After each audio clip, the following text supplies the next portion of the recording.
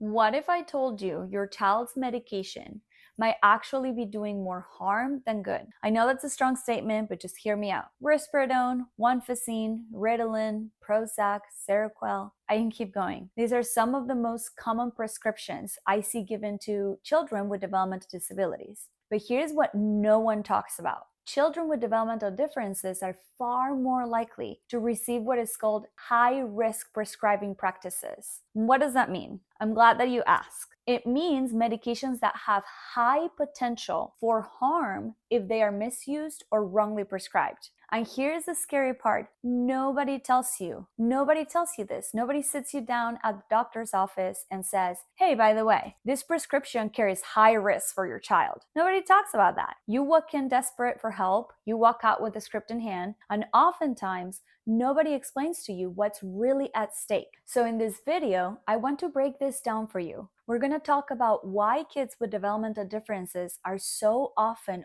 overprescribed medications, the real risks that nobody is telling you about, how to know if medication is actually helping or making things worse, and most importantly, what you as a parent can do to protect your child and make sure that they're getting the right kind of care. I want to be super clear. I am not anti-medication. Medication can help in some cases, but if you don't know what to look for, you could be missing the signs that it's not working, or even worse, making things worse. So my goal today is to give you clarity, confidence, and the right questions to ask so you never feel guilty about your child's treatment. Children with developmental disabilities are some of the most vulnerable kids when it comes to medication. Why? They often can't explain how the medication is making them feel. Their behaviors like tantrums, irritability, shutdowns can often be misinterpreted as symptoms of a disorder instead of communication.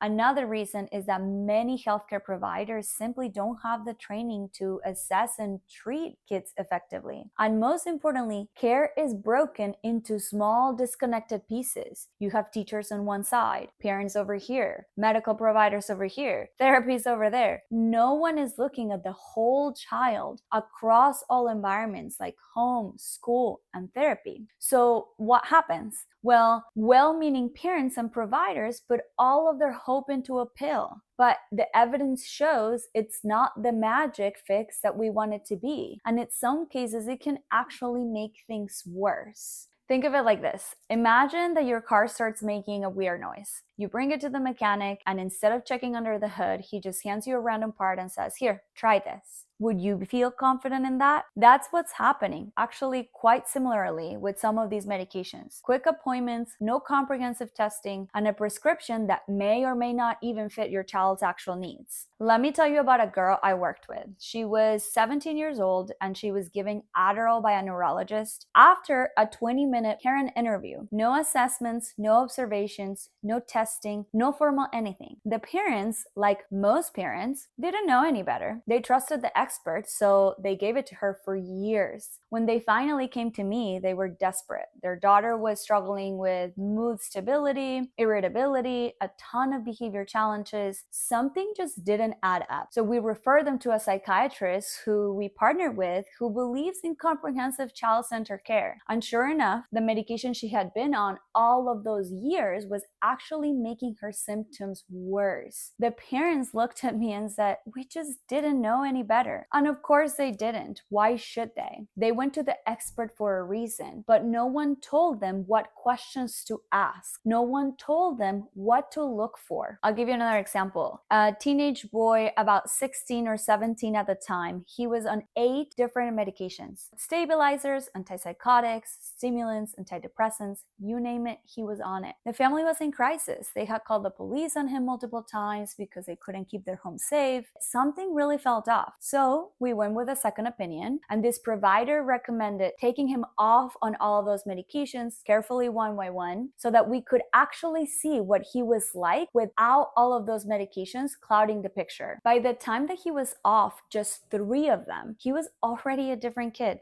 Night and day. Fast forward to the end of that, he was down to just 1 medication. Just 1. And the transformation was incredible. His family told us, you literally saved our entire family. And all of this was because no one told them what questions to ask, or what to look for. I share these stories with you because I know that many of you are in the same position. You are following the doctor's directions because why wouldn't you? You're going to the expert for help. But here's the thing, you are the expert on your own child. Your doctor may have the medical degree, but they don't live with your child every day. They don't see the ins and outs of their behavior, their body, and their emotions. And sometimes parents accidentally follow medical advice that isn't actually helping or is even making things worse because nobody ever told them to question it. So remember, if you have a child with a developmental or intellectual disability, your child has a higher risk of being given a medication that will not help them. It is important to understand what these risks look like in practice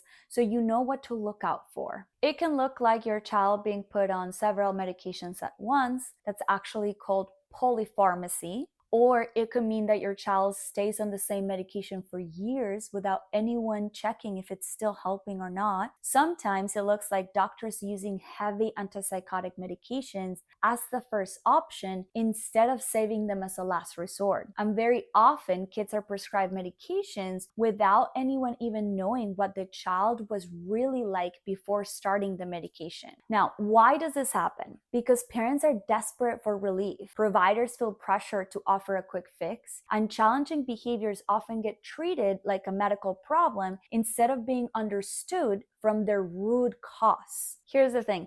Medication can sometimes help, but it is not a magic pill. If your child's behavior is happening for reasons like getting attention, avoiding a task, or seeking sensory input, medication won't teach them a better way to get those needs met. At best, it might dull the behavior for a while, but the need underneath it is still going to be there. And unless that need is understood and addressed, the behavior will likely come back in another form. Why do I tell you this and why should you care? If you don't understand the why behind your child's behaviors, if you don't understand the why behind your child's treatment, and you rely only on medication, you risk years of the wrong treatment, years where your child isn't getting better, years where your family is living in crisis, and years where the root issue is never actually addressed. So let's talk about what you can start doing this week. Ask yourself these questions. Why is my child on this medication? In other words,